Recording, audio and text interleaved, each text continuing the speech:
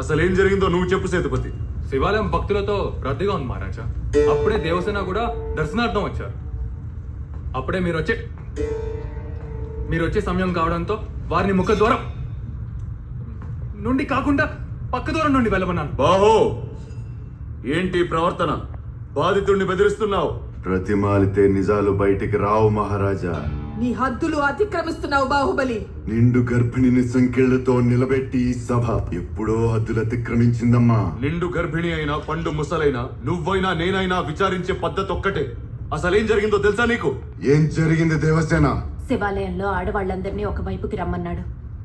లోపలికి పంపే నెపంతో ఒంటి మీద చేయి వేసి నిమిరాడు. నా మీద కూడా చేయి వేయబోయాడు. వేళ్లు నరికేశాను. తప్పు చేసావు దేవసేన. ఆడదాని ఒంటి మీద చేయేస్తే నరకాల్సింది వేళ్ళు కాదు, తల.